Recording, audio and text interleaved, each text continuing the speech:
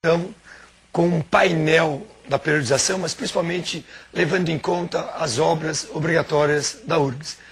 O primeiro período literário seria o classicismo português, onde nós encontramos, no início do século XVI, os Lusíadas de Camões. Então, o classicismo português do século XVI, nós temos então Camões com os Lusíadas. É uma obra com 8.816 versos, 1.102 estrofes, todos eles decassílabo com oitava rima AB, AB, AB, C, C. Evidentemente que a URGS dos 10 contos solicitou os 5 primeiros. Todo conto, poema épico tem que ter a sua proposição, invocação, dedicatória, narração e epílogo. Nós temos agora aqui a proposição, o início, a primeira estrofe em oitava camoniana aqui na tela. Vejam só a primeira parte que diz: as armas e os varões assinalados que da ocidental praia lusitana, por mares nunca antes navegados, passaram ainda além da Taprobana, em perigos e guerras esforçados, mais do que prometia a força humana, e entre gente remota edificaram novo reino que tanto sublimaram. É o início do Lusíadas. E essa primeira parte, o canto 1, nós temos que destacar então o concílio dos deuses, entre Baco e Vênus. Pode ou não pode a navegação de Vasco da Gama prosseguir? No segundo canto, vamos ver então o falso piloto, e novamente a Vênus preocupada em que Baco está perturbando a viagem para as Índias, e não deixa, ela vai até Júpiter, e Júpiter disse: filha, não tenhas medo, nada irá acontecer aos teus lusitanos, e ninguém pode mais do que esses olhos soberanos. Eles vão tranquilo, e no futuro somente vão se lembrar dos teus lusitanos. Ninguém vai se lembrar de Grécia e Roma. Um pouco de petulância de Camões. Na terceira parte do terceiro canto, nós vamos destacar o quê? A parte da Inês de Castro, a rainha que depois de morta tornou-se, né, de Portugal. Ela era uma galega. Essa parte, uma coisa interessante seria que a Inês de Castro é a parte lírica de todo o poema épico. Vocês sabem que o poema épico, para ter valor literário, tem que ter uma parte lírica. Assim como Caramuru, nós temos a morte de Moema, assim como Uruguai, nós temos a morte de Lindóia. Em Os Lusíadas, nós temos a parte de Inês de Castro.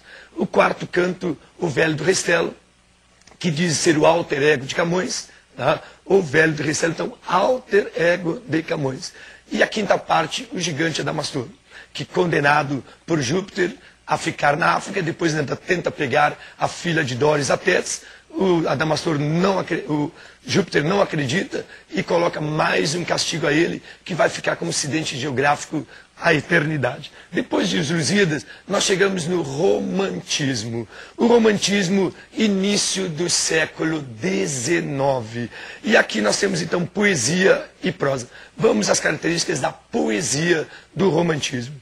Primeira característica extremamente importante que vocês estão vendo aí seria o subjetivismo e o sentimentalismo. O subjetivismo é o eu do poeta. É quando ele fala dele: ó, minha amante, minha doce virgem, eu não te profanarei. Eu. Sentimentalismo: lerás, porém, algum dia, minha amada, meus versos de alma arrancada. Ele arrancou a alma dele para fazer aqueles versos de amargo pranto banhado. Devia estar chorando com sangue. Isso é sentimentalismo exagerado. A outra que nós temos ali, o culto à natureza. A natureza é divina para o romântico. Em seguida nós temos a idealização da mulher. A mulher tem que ser virgem. Mulher linda, maravilhosa. Se não fosse virgem, não mereceriam poesia. É por essas e por outras que hoje em dia há falta de poetas românticos. Mas tudo bem. Depois nós encontramos o indianismo, o mito do bom selvagem, o índio, fantástico.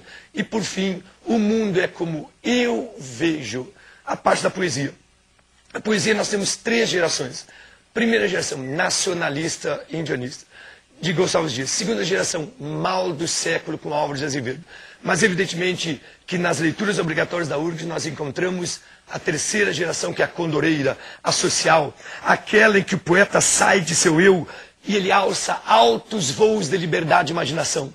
E quantos da segunda geração, egocêntricos, narcisistas, não, da terceira geração vão se preocupar com as lutas sociais, com a abolição, no caso da escravatura, a educação. Essa é a parte social. Ele sai, é mais o social. E aqui na social nós temos Castro Alves. E a leitura obrigatória de Castro Alves, sem dúvida alguma, podemos colocar então, Poeta dos Escravos, é a leitura do Espumas Flutuantes. Espumas Flutuantes são 53 poemas que verso entre a parte social, a parte do lirismo platônico, mas muito mais o lirismo sensual.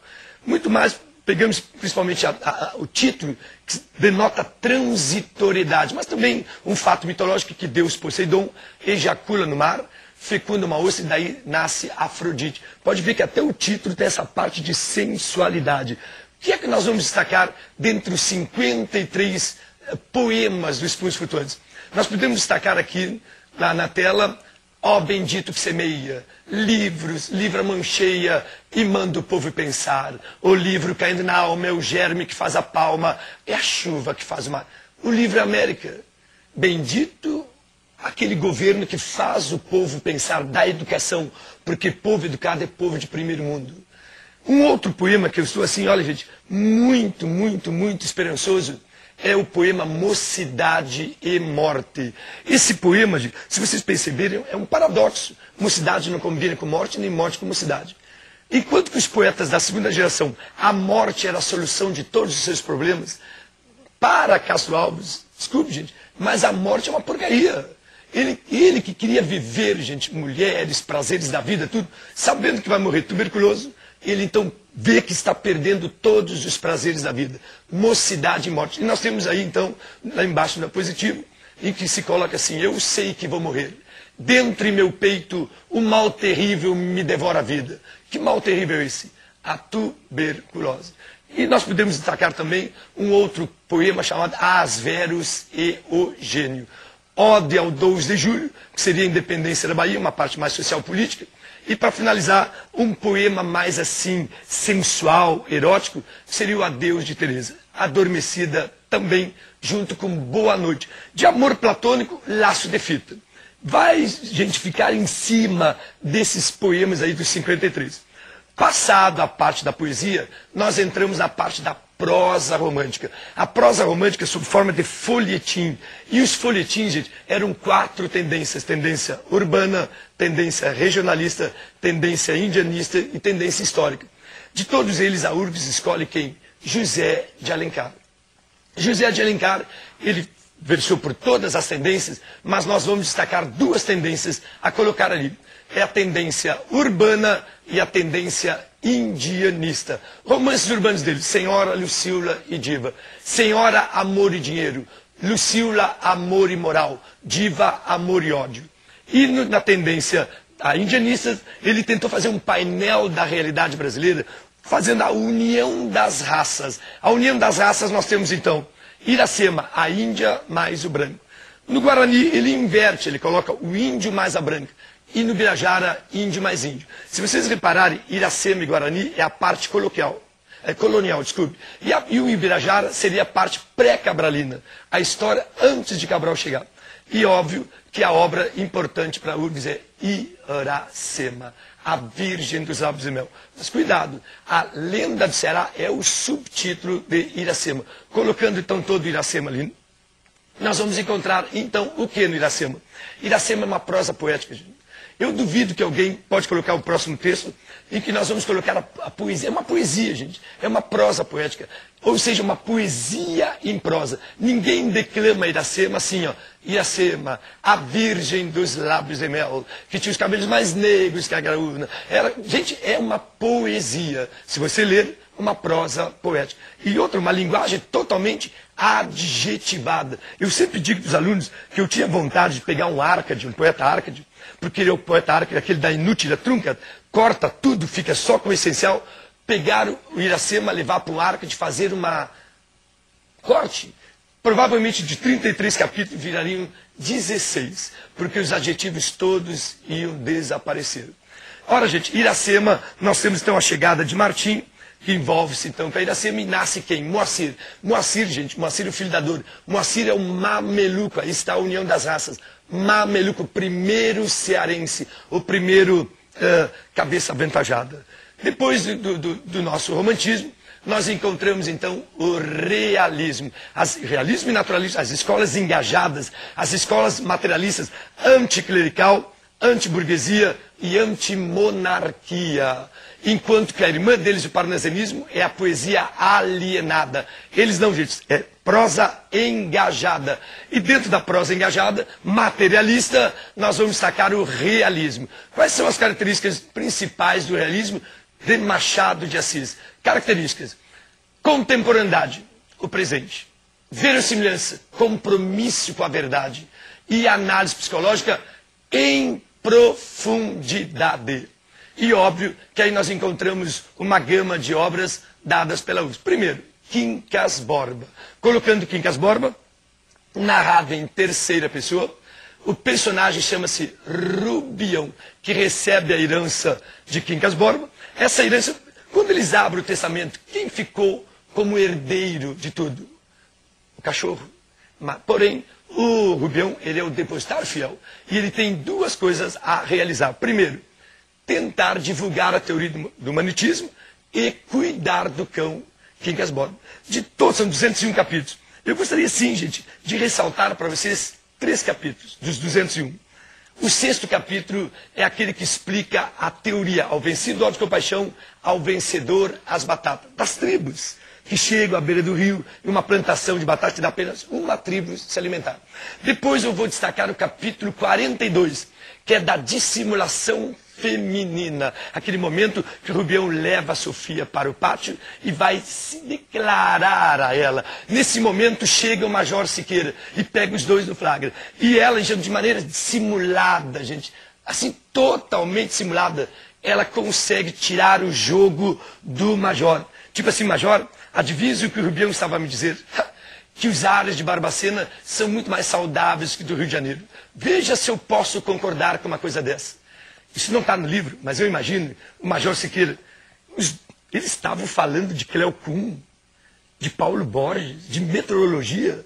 Que coisa estranha. Bom, mas ela fez de uma maneira tão dissimulada que passou essa ideia para o Major. Outro capítulo seria o capítulo 183. Para mim é o capítulo mais amargo de todos. É o momento em que o Rubião, caminhando na rua, gritando pela Eugênia dele, que seria, ele já está como Napoleão, a Sofia, e aí as crianças começam a jogar pedras nele. Gente. E uma das crianças que raivosamente joga pedras nele é um menino que ele salvara 2 anos antes de um acidente de uma carruagem. Quer dizer, uma coisa bem amarga. Então esse aí seria, e ele termina pobre, abandonado e louco, dizendo então: ao vencido ódio com paixão, ao vencedor as batatas. Quem foi o vencedor? O palha. E que são as batatas? O dinheiro que ele tirou todo do babão do velho ingênuo que era o Rubião. Depois nós temos também os contos. Eu gostaria que eu colocasse aqui os contos de Machado de Assis, e um dos principais contos dele, o primeiro que nós vamos colocar, seria então O Alienista. O Alienista, gente, Simão Bacamarte. Repare bem o paradoxo do nome dele. Simão, apóstolo de Cristo, aquele que Cristo tudo ouvia, que tudo sabe, que tudo entende. E tem momentos do conto em que o Simão tem essas atitudes de ouvir, de ser ponderado, mas vários outros momentos ele adquire o sobrenome dele, Bacamarte, espingarda de boca larga, atira, estraga com tudo. Então momentos de internar e tal. E é o estudo da patologia cerebral. O outro conto, O Homem Célebre. Esse conto é o conto da frustração profissional. Alguém que é, mas ele quer ser. Ele fica entre a vocação de ser, que é a aparência, e a essência, que é a ambição de querer ser. E uma pessoa entre ser e querer ser, dá-se então a frustração profissional. Outro conto que nós vamos sacar agora seria então, pegando lá, rapidinho, colocamos então Uns Braços. Uns Braços mostra então o fetiche. Essa é a ideia. Machado de Assis tinha fetiche por braços. É um conto todo sobre braços da Dona Severina. No 3º capítulo de Quincas Borba, nós encontramos os braços da Sofia. 17º capítulo de Dom Casmurro, os braços da Capitu. Fetiche por braços. Em seguida, Noite de Almirante. É a omissão que valeu como uma mentira. Ele, então, quando volta, retorna do encontro com a Genoveva, os amigos tudo esperando. Imagine aquele navio todo embandeirado, com balões de John Tex para tudo que é lado, e o pessoal: ei, cara, tu deve ter feito uma noite de almirante, voo doante, tapete ralado, canguru, perneta, deve ter sido uma loucura. E aí, conta para nós como é que foi a tua noite. Ele contou? Não, porque não aconteceu nada, gente. iria ser bancado. Cara, tu te guardasse por 8 meses, a outra dando para o outro e tu nada. Então, a omissão que valeu com uma mentira. E o último conto, que é o único narrado em primeira pessoa, chama-se Conto de Escola, em que o Pilar, com 40 anos, lembra-se do tempo da escola, em que ele aprende os 2 vícios da sociedade, que é a delação e a corrupção. Com o Curvelo, a delação, e com o Raimundo, a corrupção.